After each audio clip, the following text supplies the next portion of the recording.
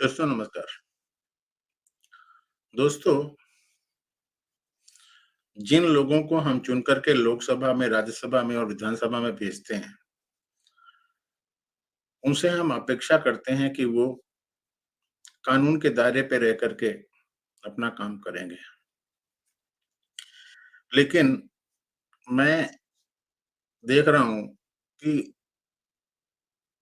कुछ संसद सदस्य या विधानसभा के सदस्य ऐसे होते हैं, जिनके अंदर कोई सहनशीलता नहीं होती है और वो सदन के अंदर, सदन के बाहर कहीं पर भी जभी भी मौका मिलता है, तो वो गुंडागिरी पर उतर जाते हैं।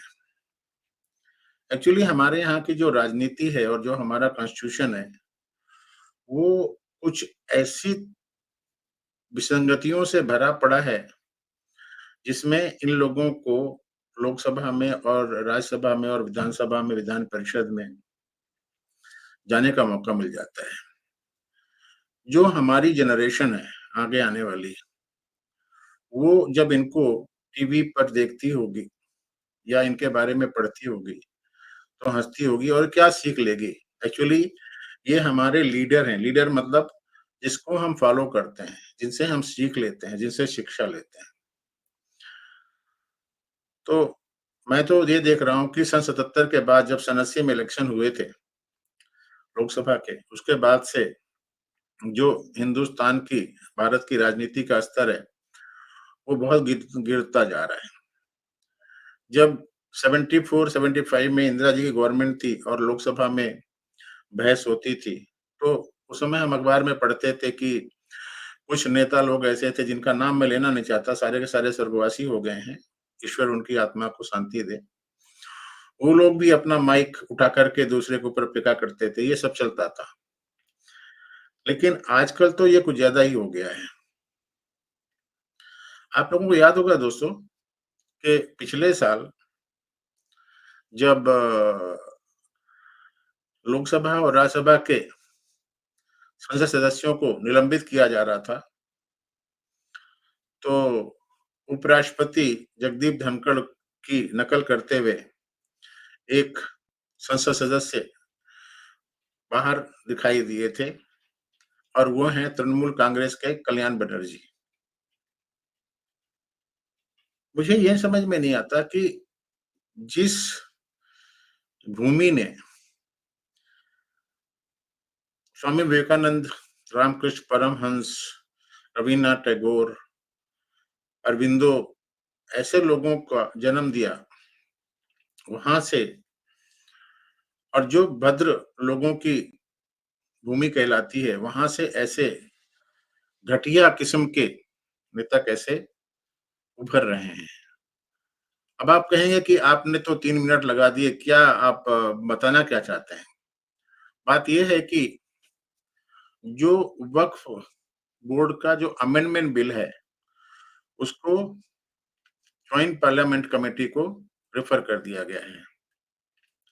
संयुक्त संसदीय समिति को रेफर कर दिया गया है और उसकी मीटिंग यहाँ-वहाँ चल रही है। इससे पहले भी कल्याण बनर्जी साहब को धक्का-मुक्की कुछ शायद महाराष्ट्र में, बम्बई में हुई थी और आज उनके साथ फिर दिल्ली में जेपीसी मीटिंग के दौरान वही दुर्घटना घटी। हुआ ये था कि जो जेपीसी कमेटी के जो चेयरमैन हैं, जगदम्बिका पाल, वो मीटिंग को चेयर कर रहे थे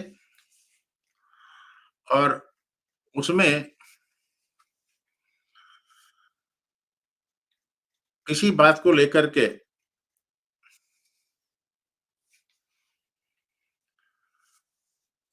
कल्याण बनर्जी और अभिषेक गंगोपाध्याय ऐसा कुछ नाम है, उनके साथ कुछ गड़बड़ हो गई, आपस में झगड़ा हो गया उनका।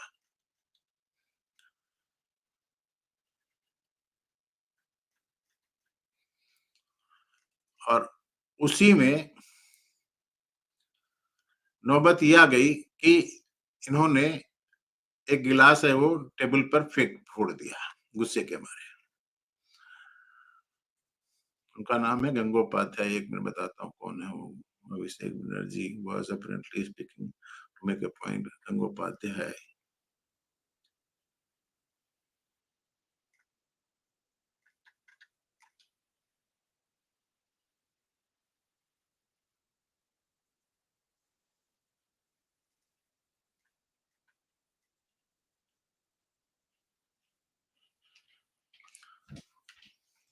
तो जब उन्होंने गिलास तोड़ा, शायद उन्होंने गिलास तोड़ा नहीं था, उसको गंगोपाध्याय की तरफ को फेंका था मेरे ख्याल में, और उस चक्कर में ग्लास जो है वो टेबल पर टूट गया। शायद गंगोपाध्याय साहब को भी चोट आई है और इनका भी अंगूठा कट गया है। अब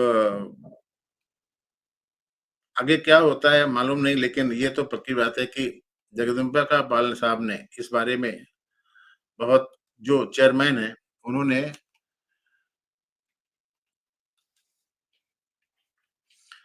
काफ़ी टफ स्टैंड लिया है कि ये क्या मतलब है। अभिजीत गंगोपाध्याय उनका नाम है, जो बीजेपी के संसद सदस्य हैं, और मुझे लगता है कि वही ये पहले कलकत्ता हाई कोर्ट के जज भी थे।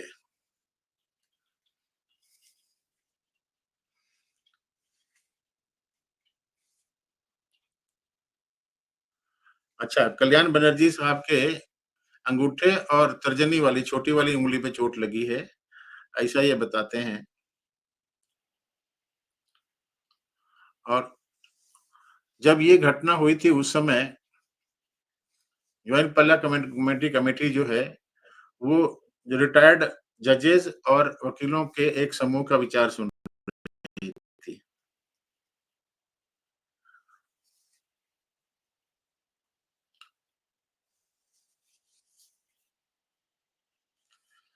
जगदम्बिका पाल बोलते हैं कि हमने ये मामला जो है लोकसभा स्पीकर को सुपुर्द कर दिया है, और अब इस समय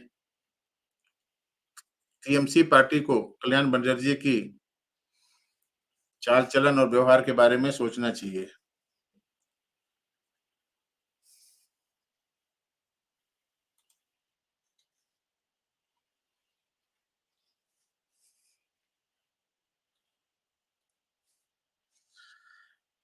एक फ़ोटो बहुत ज़्यादा वायरल हो रहा है, जिसमें जब कल्याण बनर्जी साहब बाहर निकल रहे हैं, तो उनका एक हाथ ओवैसी साहब ने पकड़ के रखा है, और दूसरे हाथ को संजय सिंह, जो आम आदमी पार्टी के राज्यसभा के सदस्य हैं, उन्होंने पकड़ के रखा है। तो मैं ये वीडियो इसलिए बना रहा हूँ कि आप लोग एक बार सोचिए कि ये जो संसद सदस्य हम चुन कर के भेजते हैं, क्या वो नॉर्मल तरीके से व्यवहार करते हैं, या उनके अंदर कुछ हवा ऐसी घुस जाती है, ईगो ऐसा हो जाता है कि वो सोचते हैं कि जो हम बोल रहे हैं वही सही है और वही माना जाना चाहिए। तो आशा करता हूँ कि ये वीडियो आपको अच्छा लगा है, आप इसको शेयर करें, मेरे चैनल को सब्सक्राइब करें, लाइक करें इस वीडियो को। मिलते हैं अगले वीडियो में किसी और इश्यू के साथ, तब तक के लिए नमस्कार। जय हिंद।